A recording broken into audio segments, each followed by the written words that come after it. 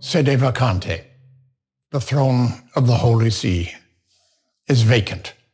Cuando el Papa Francisco murió y la Iglesia Católica entró en periodo de sede vacante, llegó uno de los eventos más fascinantes y enigmáticos de la historia, el cónclave. Una tradición que por su antigüedad, secreto y simbolismo atrajo la mirada de todo el mundo.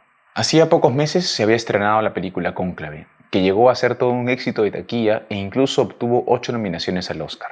Han sido muchas las películas que han retratado esta tradición.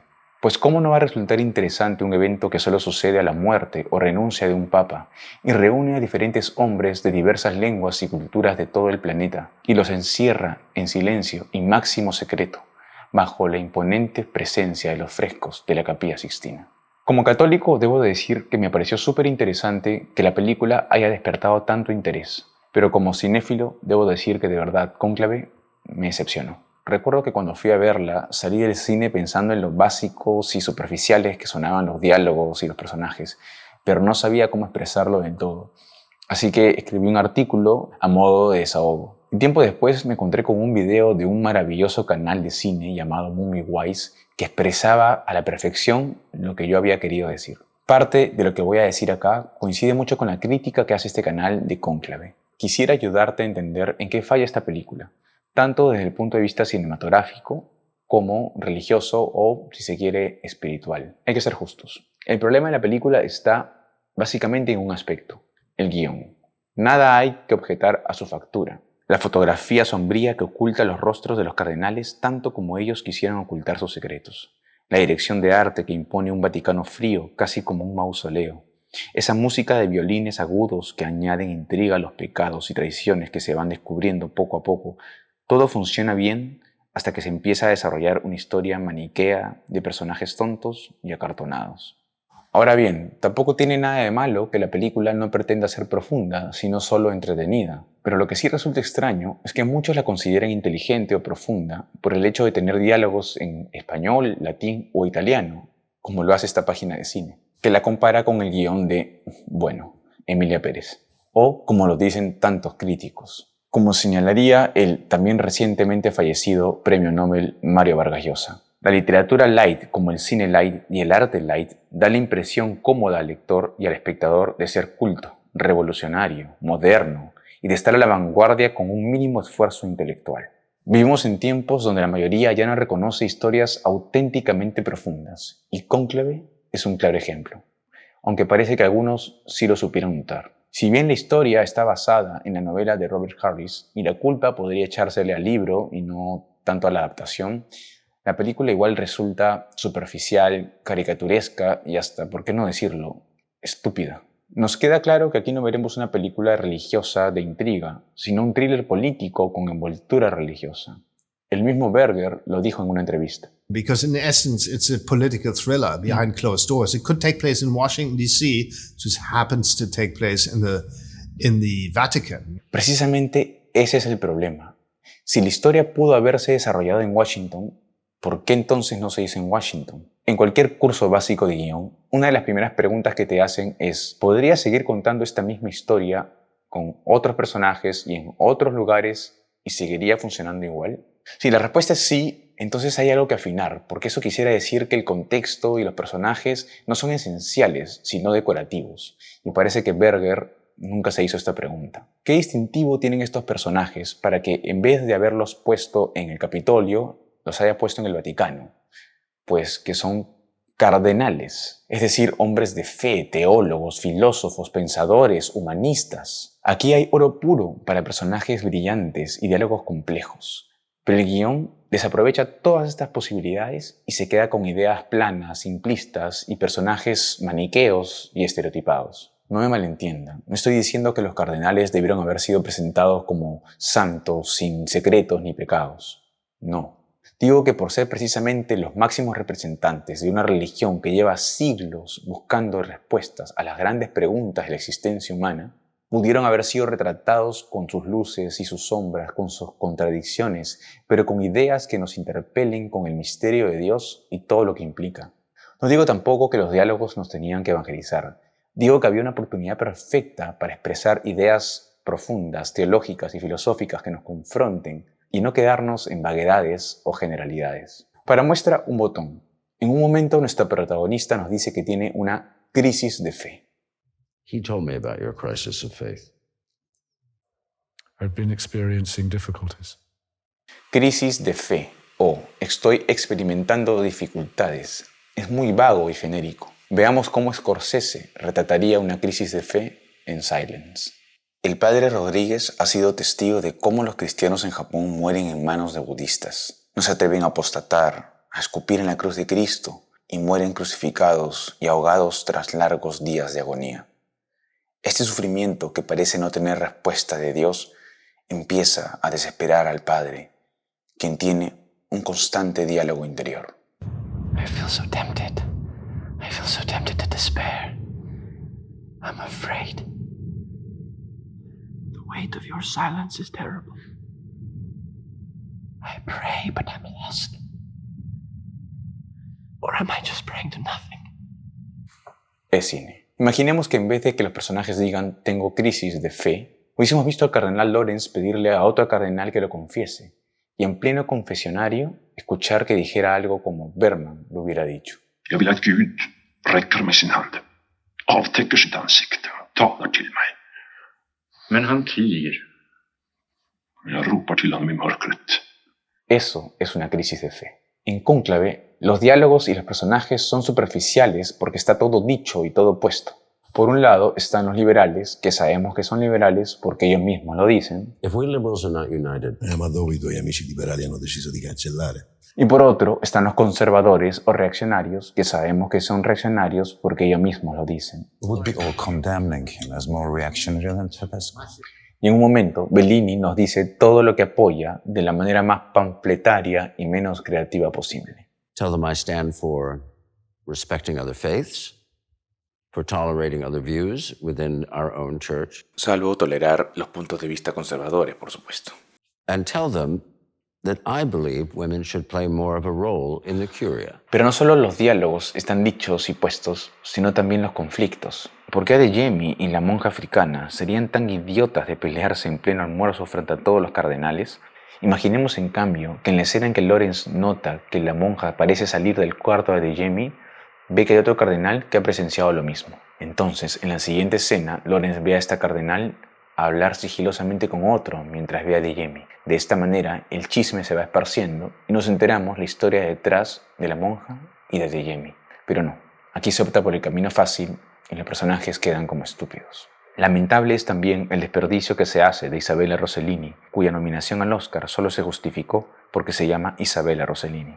Su personaje, fugaz y decorativo, tiene su única trascendencia en confirmar lo que ya sabíamos de Trembling en unas cortas líneas para luego no aparecer más.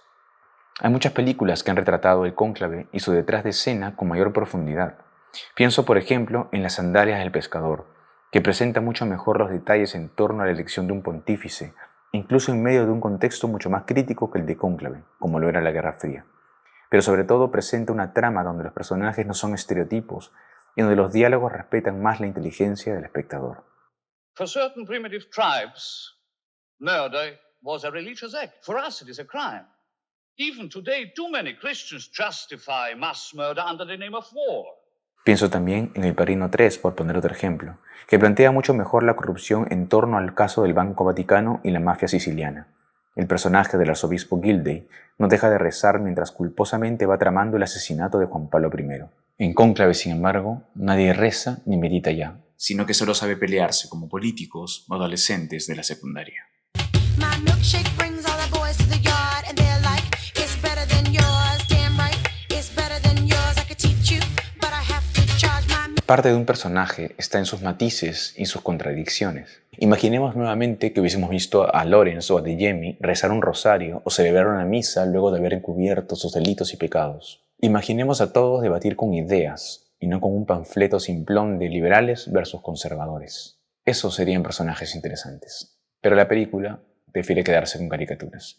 Las sombras y claroscuros se quedaron en la fotografía. Nos queda claro que los buenos que no quisieran ser elegidos o solo lo quisieran para impedir que los villanos lleguen a gobernar son los liberales. Y los malos que ambicionan el poder a toda costa son los conservadores. Tedesco no tiene grises. Es un bravucón que grita que deberíamos luchar contra los musulmanes y volver a la misa en latín mientras fuma su vape. Benítez, por el contrario, es tan bueno, sabio y sencillo que en un solo sermón de pocos segundos convenció a todos los cardenales a votar por él. La iglesia no es la tradición. La iglesia no es el pasado. La iglesia es lo que hagamos en adelante. Este discurso, además, insulta la inteligencia más básica. Jamás, pero jamás, ningún cardenal, ni siquiera el más progresista, diría que la iglesia no es la tradición ni el pasado. Esto demuestra que la película no tomó en serio a sus personajes. Quizá el personaje, un poco mejor trabajado, es el propio Lawrence, quien en medio de su crisis of faith solo quiere llevar a cabo el cónclave que él mismo no ve como una guerra entre buenos y malos. Él parece ser el único que intenta ver el misterio más allá de las facciones, y por eso mismo resulta más interesante. Por eso, el único momento donde sí encontramos un buen uso de las palabras y de las ideas es en su famosa homilía. If there was only certainty and no doubt, there would be no mystery and therefore no need for faith. Desde luego que todo esto no sería posible sin la notable y sobria actuación de Ralph Fiennes, de la cual se ha dicho que es la mejor de su carrera, lo cual no es cierto. Su trabajo como Eamon Goeth en La lista de Schindler es insuperable. Por último, ya se ha dicho mucho del disparatado final.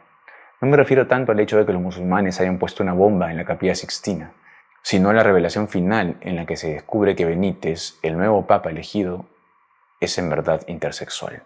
Plot twist, inclusión forzada, guiño woke, simple provocación, no lo sabemos. Este descubrimiento cae tan de la nada que provoca una risa involuntaria y no convence ni al progresista más entusiasta. De hecho, pretende plantearse como el único secreto de un cardenal que no tiene nada de malo, pero termina volviéndose una mentira más. Tanto Benítez como Lawrence terminan ocultando una verdad que toda la iglesia, entre la jerarquía y los fieles, tendrían derecho a conocer. Lo cierto es que Cónclave, con todo y sus disparates, ha puesto en conversación la pregunta: ¿son realmente así los cónclaves? ¿Está así de dividida la iglesia entre liberales y conservadores? ¿Está así de politizada la cosa? Desde luego que la realidad puede superar la ficción, pero hay que entender una cosa. Si alguna vez hubo cónclaves como los que vemos en la película, fue durante la Edad Media, no ahora. Ahí incluso los propios reyes tenían influencia directa sobre la elección de un nuevo papa. De hecho, hasta 1904 existía algo llamado derecho de veto, que era la facultad que algunos monarcas católicos tenían para impedir que algún candidato llegase al papado. Como sucedió en el famoso cónclave de 1903, en el que el cardenal Mariano Rampolla fue vetado por Francisco José I, emperador de Austria-Hungría, gracias a lo cual salió victorioso Pío X. Sería el mismo Pío X quien, un año después, aboliría este derecho. Así, en siglos pasados, cuando el papado era realmente codiciado debido al poder que suponía e incluso había nepotismo entre familias que querían acceder al trono de San Pedro, podría caber un cónclave así de crispado y politizado como el que vemos en la película. Hoy, en una época en la que la Iglesia ha perdido mucho de su poder y autoridad, el papado, a decir verdad, supone más una cruz que una ambición. Hoy, ser papa tiene más de servicio que de poder.